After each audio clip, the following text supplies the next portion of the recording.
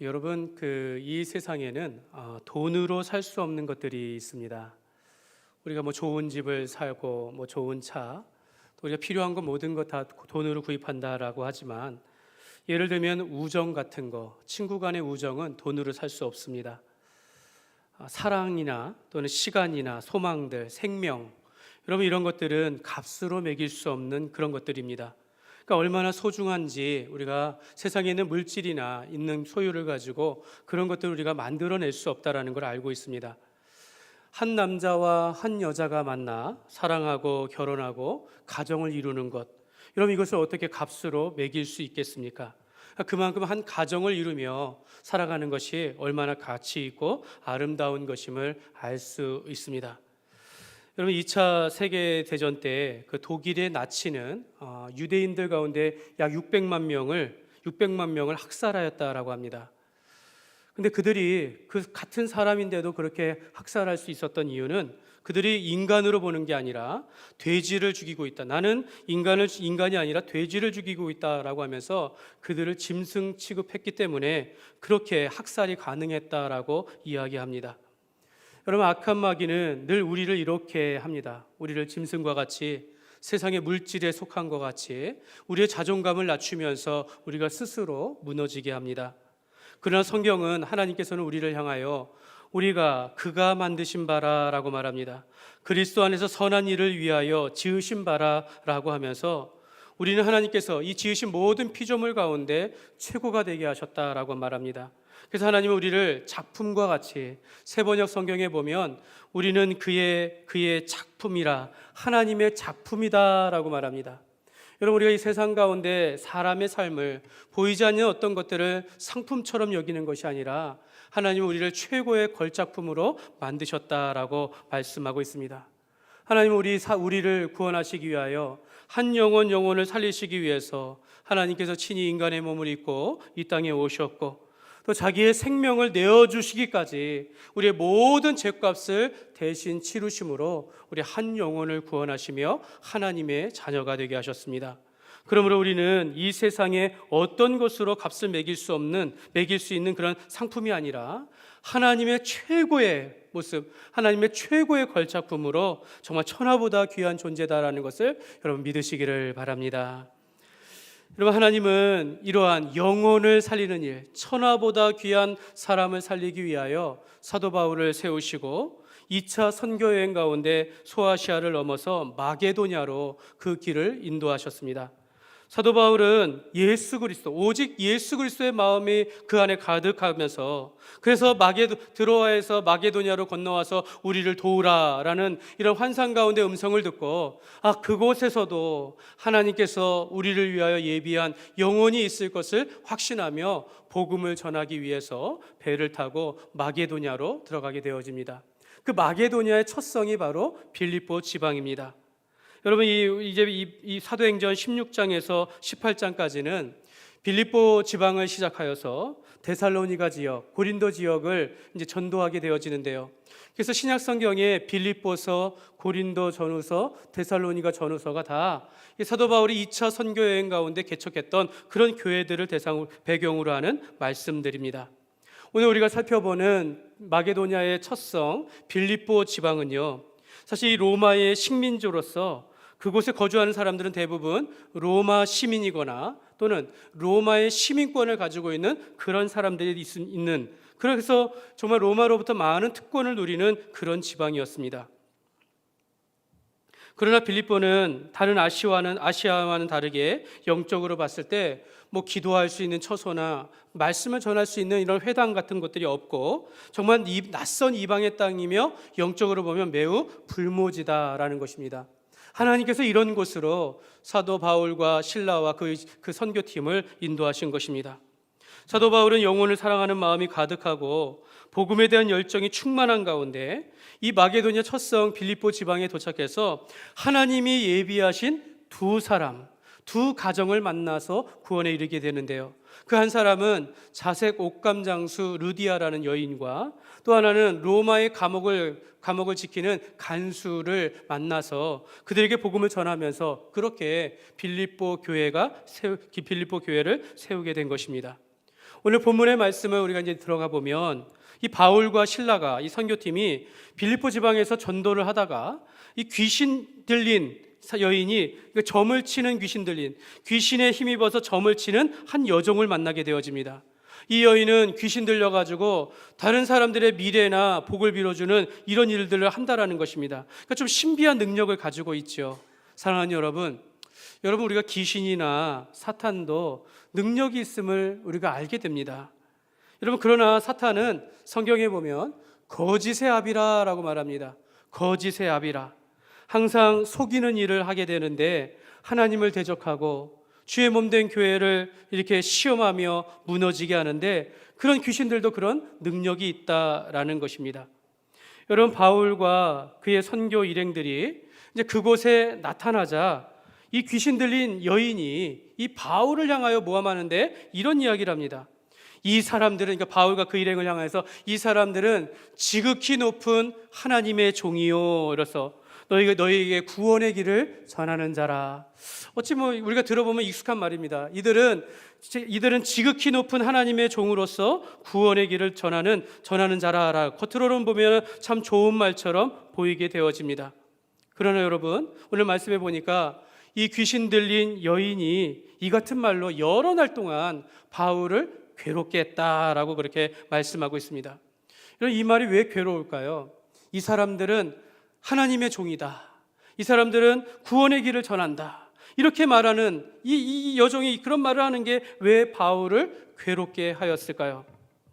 여러분, 어느 주석에는 사탄이 이 하나님의 은밀한 전도 사역을 이렇게 폭로했다라고 그렇게까지 이야기합니다. 그러니까 우리가 전도 사역을 하나님 앞에 하려고 하는데 이 여인이 앞에서 가로막는 거예요. 그 사람이 아는 척하고 희롱하면서 그 일들을 막고 있다라는 것입니다. 또 이 여인이 그렇게 말을 하지만 그 속에서 이 진정한 회심이나 또는 그런 같은 어떤 자기가 그 사람들이 하나님의 종이며 하나님이 전도하는 사역이라고 말을 하면서 어떤 그 진심은 보이지 아니하고 거짓된 마음 가운데 이러한 겉으로 하는 말들 때문에 바울이 괴로워했다라는 것입니다. 더욱이 이들은 지극히 높으신 하나님의 종이요라고 했을 때 이 하나님이다라는 것은 여러분, 우리가 알고 있는 유일하신 창조주 하나님이 아니라 저들의 그 지방 가운데 있었던 많은 신들 중에 하나다라는 것입니다.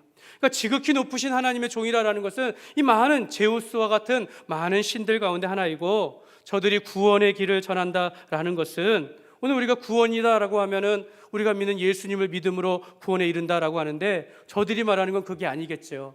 뭐 공포로부터 해방한다거나 또는 뭐 근심으로부터 해방되는 그런 일들을 말하는 것은 아닌가, 이런 생각을 한다라는 것입니다. 그러니까 저들은 바울이 전하는 것에 대하여 왜곡하고 또 폄하하고 또 조롱하는 그런 말을 지금 이 귀신 들린 여인이 그렇게 바울 앞에서 말하면서 괴롭게 하고 있다라는 것입니다. 그래서 바울은 이 굉장히 괴로운 가운데 그 귀신을 보면서 오늘 말씀에 보면 귀신을 향하여 명령합니다. 예수 그리스도의 이름으로 명하노니 내가 그에게서 나오라. 그러니까 그 즉시로 귀신이 떠나가게 된 것입니다. 여러분, 여기까지 보면 여러분, 하나님께서 사도 바울을 빌립보 지방으로 인도하신 이유가 있구나, 바로 여기에 있구나, 귀신 들린 자를 고쳐주시고 그를 통하여서 많은 역사를 하시는구나 라고 생각할 수 있는데 여러분, 딱 여기까지입니다. 그때로부터 바울이 고난을 받기 시작했다는 것입니다. 빌립보 지방에 온 지 얼마 안 돼가지고 정말로 큰 위험에 처하게 되어지는데 이 귀신 들린 여인을 통해서 점을 치는, 그래서 이 귀신 들린 여종의 주인들이 이제 이 점 치는 것으로 돈 버는 걸 더 이상 못하게 됐다는 거예요.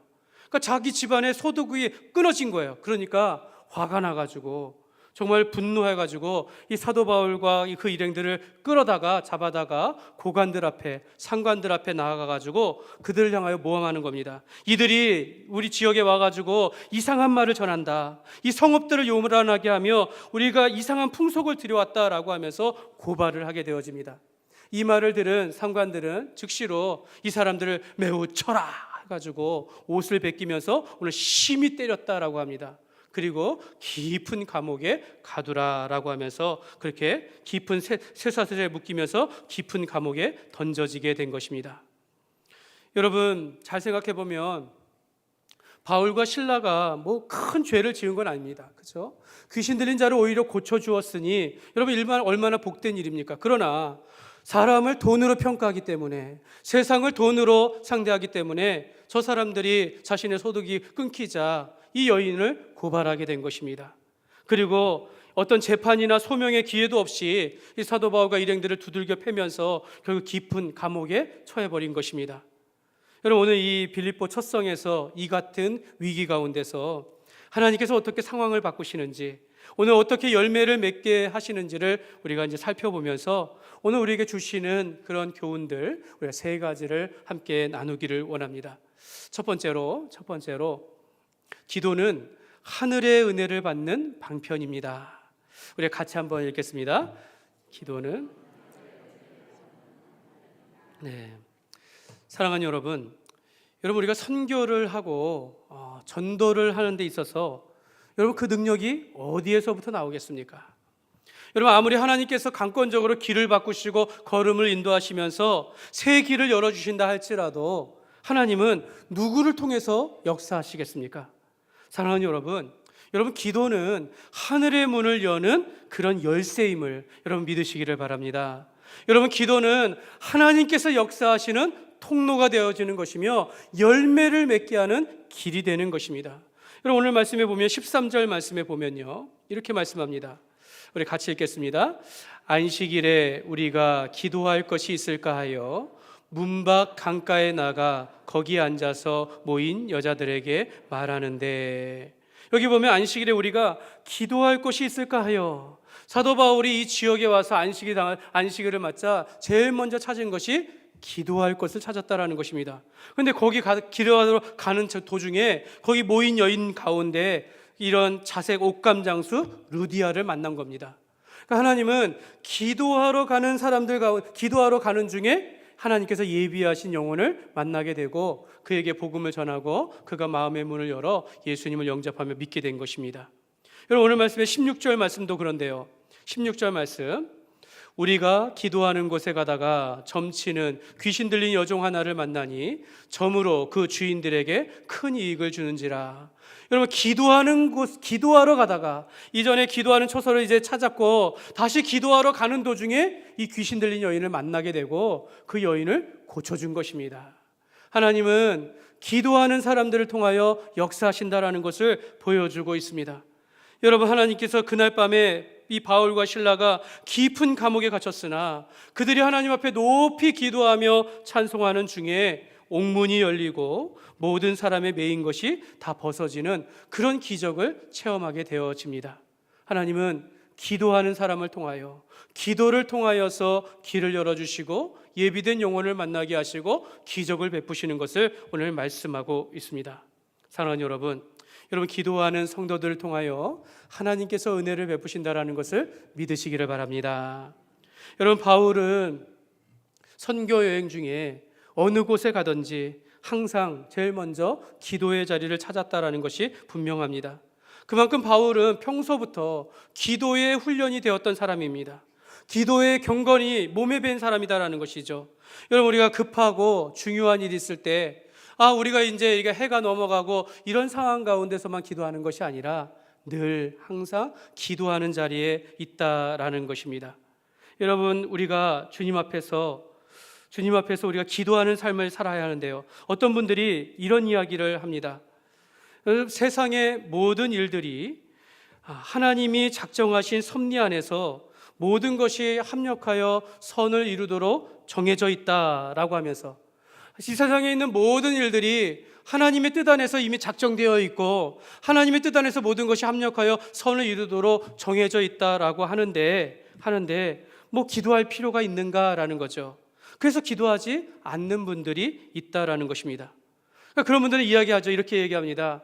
하나님께서 모든 것을 예정하셨는데 기도가 왜 필요합니까? 정말 그렇습니까? 여러분 이 말씀이 틀리진 않습니다. 하나님께서 모든 일들을 작정하시고 그의 섭리와 뜻 안에서 일을 이루신다라는 것은 우리가 잘 알고 있습니다. 그러나 여러분, 하나님은 기도하는 교회를 통하여, 기도하는 사람들을 통하여서 그 하나님의 섭리와 그 뜻을 이루신다라는 것을 믿으시기를 바랍니다. 여러분, 우리가 호흡하지 않으면 우리가 죽을 수밖에 없습니다. 그렇지 않습니까? 우리가 이 눈에 보이지 않는 공기 가운데 내가 호흡이 끊어지면 사람은 생명을 잃는 거예요. 마찬가지입니다. 여러분, 우리가 기도하지 아니하면 우리의 영혼이 숨을 쉬지 않는 것과 같다라는 것입니다. 여러분, 우리가 하나님 앞에서의 영적인 소통 가운데 있지 아니하면 오늘 우리가 삶을 살아가지만 호흡하지 않는 것과 다를 바 없다라는 겁니다. 여러분, 상상해 보십시오. 기도하지 않는 교회, 기도하지 않는 신앙생활, 여러분 어떤 일이 벌어지겠습니까? 사랑하는 여러분, 기도는 은혜의 방편일 뿐만 아니라 그 은혜의 사람의 증거요 열매를 맺게 하는 것입니다. 여러분, 우리는 기도를 통하여 하나님과 교제하고 하나님은 기도하는 자를 통하여서 은혜를 베푸시는 것입니다. 여러분, 우리가 주님의 일을 함에 있어서 기도 없이 한다라고 생각해 보십시오. 여러분, 기도 없이 주님의 일을 했는데 잘 됐어요. 그러면 그 누구의 영광입니까? 사람의 영광이라는 것입니다. 내가 잘한 것이고 내가 맺은 것이다 라고 여기는 거예요. 그러나 내가 기도했는데도 불구하고 실패했다면 여러분, 그거 누구의 책임입니까? 하나님께서 그렇게 길을 인도하셨다라는 것입니다. 여러분, 우리가 기도는 모든 성공과 실패가 하나님의 뜻 안에 있음을 하나님께서 인도하신다라는 것을 증거하는 그런 은혜를 보여주고 있는 것입니다. 바울은 선교를 하는 가운데서도 제일 먼저 평소 하던 대로 기도의 자리를 찾고 있었다라는 것입니다. 여러분, 예수님도 수많은 사람들, 무리들을 가르치며 오병이어로 수많은 사람들을 먹이시고 그날이 정말 축제와 같은 날이었다 할지라도 그날 저녁에는 예수님은 한적한 곳에서 기도하셨습니다. 여러분, 예수님께서는 또한 잡히시기 직전까지도 하나님 앞에 기도하는 모습을 우리에게 보여주셨습니다. 사랑하는 여러분, 우리가 기도할 때 하나님께서 은혜를 베푸심을 믿으시기를 바랍니다. 여러분, 바울이 선교 중에 가는 곳마다 기도하러 나가는 도중에 루디아를 만나고 오늘 귀신 들린 여인을 고쳐주는 가운데 마지막에 가보면 또 기도하는 가운데 옥문이 열리고 그 가운데 간수를 만나 복음을 전하게 되어지는 놀라운 일들이 이루어진 것입니다. 그러므로 우리가 기도를 게을리하지 아니하고 항상 기도 가운데 하나님의 은혜와 복을 누리는 삶이 되시기를 주님의 이름으로 축복합니다. 두 번째로 찬양과 감사는 기적의 통로입니다. 우리 같이 한번 읽겠습니다. 찬양과 감사는 기적의 통로입니다. 여러분, 바울과 실라는 귀신 들린 여종을 고쳐주었다가 되리어 모함을 받고 이들이 이 성을 요란케 한다고 또 이상한 풍속을 전한다라고 하면서 결국 이 바울과 일행들은 그 성에 있는 그 높은 사람들로부터 옷 벗기고 막 매를 맞고 막 그렇게 되면서 깊은 감옥에 처해졌다라는 것입니다. 여러분, 얼마나 극심한 고초를 당했을까요? 여러분, 대부분의 학자들이 이때 바울은 거의 실신했을 것이다 라고 말합니다. 그래서 25절에 보면 한밤중에 이렇게 시간이 건너뛰어요. 그러니까 낮에 그 저녁쯤에 그렇게 맞고 마다가 거의 실신한 상태로 깊은 감옥에 처해지다가 한밤중에 겨우겨우 정신을 차리게 됐다라는 그렇게 모습을 우리가 볼 수 있는 겁니다.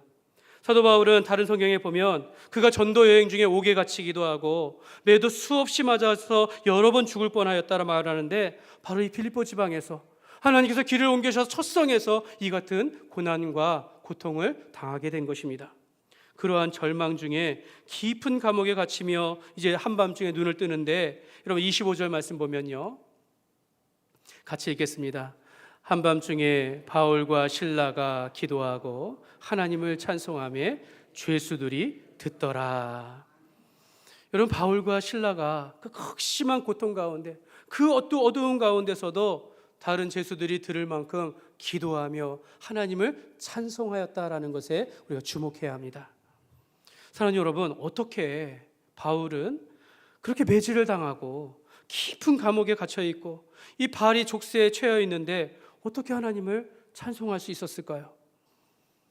우리가 상식적으로 생각하면 너무 무서우니까, 너무 두려우니까 그렇게 그냥 막 기도했을까요? 아니면 감옥에 풀려나기를 바라는 마음으로 간절하게 막 부르짖었을까요? 저는 그렇게 생각하지 않습니다.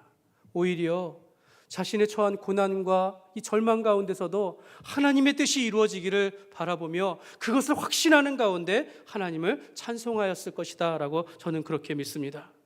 왜냐하면 사도 바울의 마음에는요, 예수 그리스도의 복음으로 가득 차 있기 때문입니다. 하나님께서 나를 통하여 역사하시는 그 은혜와 하나님이 살아계신 것을 알고 있기 때문에 이 어떤 상황 속에서도 하나님을 원망하는 것이 아니라 오히려 기도하며 하나님을 찬송하게 되었다라는 것입니다. 시편 147편에 보면 12절과 14절 말씀에 보면 우리 같이 한번 읽겠습니다. 예루살렘아 여호와를 찬송할지어다.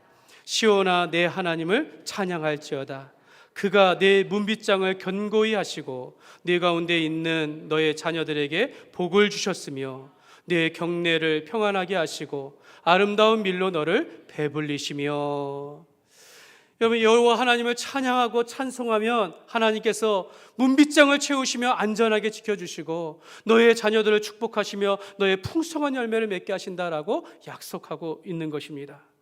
여러분, 우리가 하나님 앞에 우리가 되어져야, 눈으로 봐야만 우리가 하나님 앞에 감사하며 찬송하는 것이 아니라 우리가 어떤 상황 속에서도 우리가 하나님 앞에 감사하며 찬송하는 삶이 되어야 될 줄 믿습니다.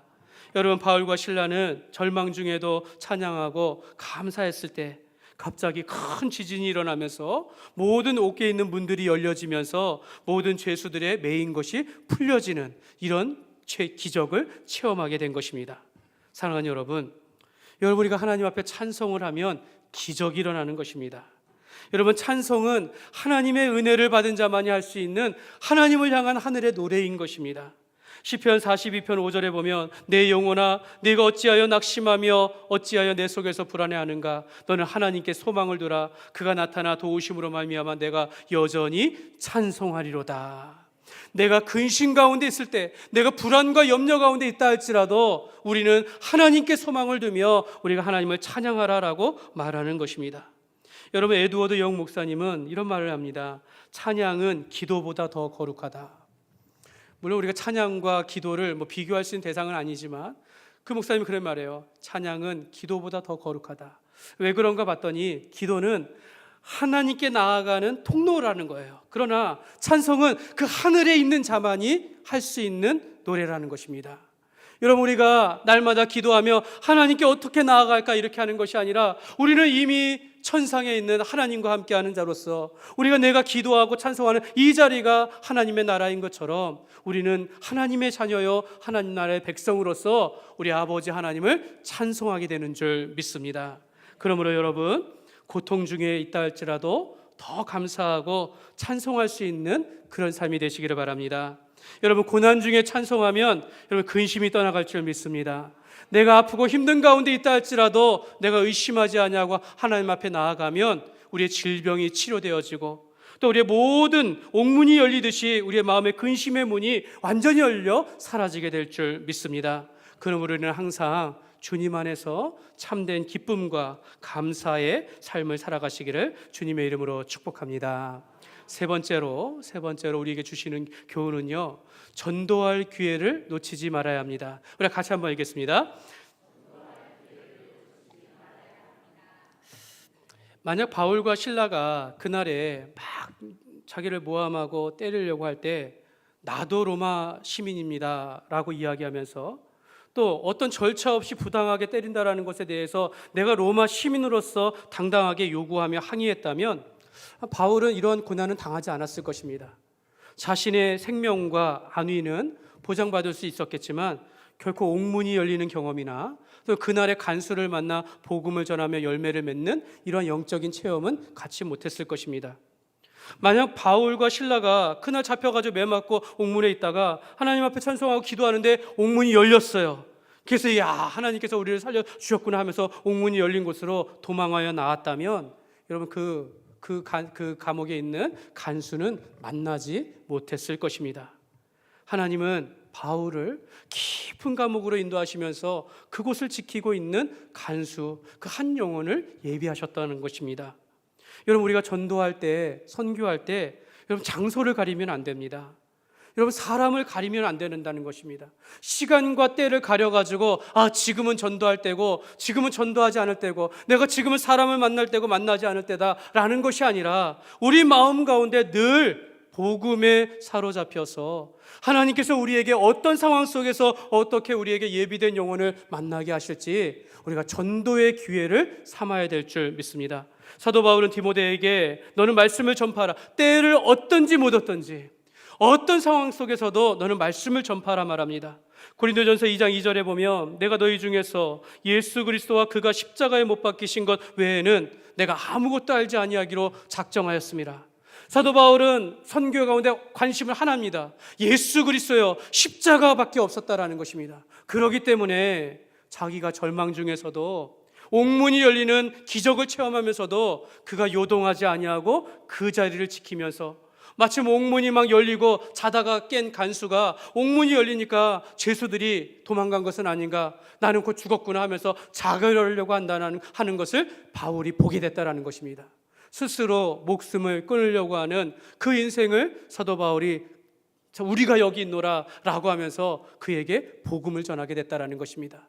이 간수는 사도 바울에게 엎드려가지고 내가 어떻게 하여야 영생을 얻을 수 있겠습니까? 내가 어떻게 하여야 구원을 받을 수 있겠습니까? 라고 이야기할 때 그 유명한 복음을 전하는데요, 31절 말씀입니다. 우리 같이 읽겠습니다. 이르되 주 예수를 믿으라. 그리하면 너와 내 집이 구원을 받으리라. 아멘. 사랑하는 여러분, 이보다 더 간결한 복음의 내용이 어디 있습니까? 여러분, 이보다 더 정확한 복음이 어디 있습니까? 주 예수를 믿으십시오. 그러면 당신이 구원을 받을 것입니다. 할렐루야. 예. 여러분, 어느 군종 장교를 양성하는 그 군 훈련소에서 이 조교가 이제 군종병들에게 이제 이런 질문했다고 합니다. 만약 당신 앞에 지금 전쟁 가운데 부상을 당해가지고 곧 죽게 될 장병이 있다면 당신은 어떤 말씀을 전하겠습니까? 여러분, 어떤 말씀을 전하겠습니까? 하나님은 살아계십니다. 하나님이 이 세상을 말씀으로 창조하셨습니다. 우리는 사람은 죄인인데 어떻게 제가 이거 설명할 길이 어디 있습니까? 딱 하나면 되는 거예요. 주 예수를 믿으라. 그리하면 너와 내 집이 구원을 받으리라.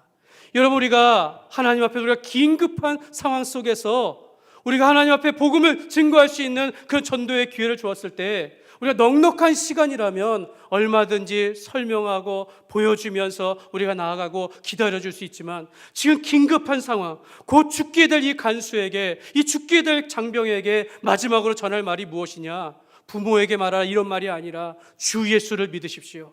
주 예수를 믿으십시오. 그리하면 당신이 구원을 받을 것입니다. 우리가 이렇게 전도할 수 있어야 될 줄 믿습니다.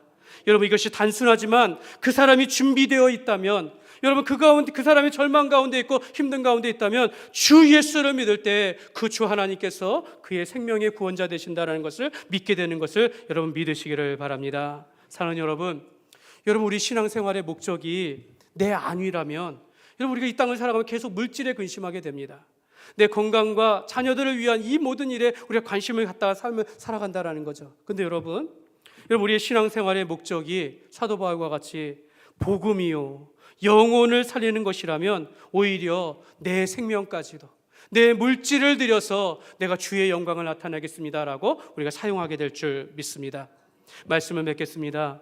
하나님께서는 바울과 실라를 고난 가운데 깊은 감옥으로 인도하시면서 그 속에서 로마의 한 간수를 구원하게 하시면서 그와 온 집안이 세례를 받고 구원받는 그런 집안이 되게 하시면서 이 루디아와 이 간수를 통하여서 빌립보 교회를 세우게 되었습니다.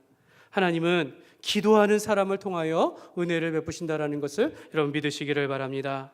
또한 우리가 절망의 그런 깊은 감옥에 사로잡혀 있다 할지라도 하나님께 기도하며 찬송하는 자들에게 기적이 일어날 줄 믿습니다. 여러분, 우리가 근심과 걱정 가운데서도 우리가 주님께 나와 간절히 기도하며 찬송할 때 하나님께서 새로운 길을 열게 하시고 근심이 떠나가며 평안과 기쁨을 우리에게 허락하실 줄 믿습니다. 여러분, 그 어떤 상황 속에서도 하나님은요, 우리 영혼을 살리는 일을 우리에게 허락하십니다. 우리가 어떤 기적이나 어떤 놀라운 성경이나 성공이나 많은 일들을 행한다 할지라도 하나님은 그 속에서 세상의 어떤 것으로도 값을 매길 수 없는 한 영혼, 한 사람을 우리에게 보내주시는 것입니다.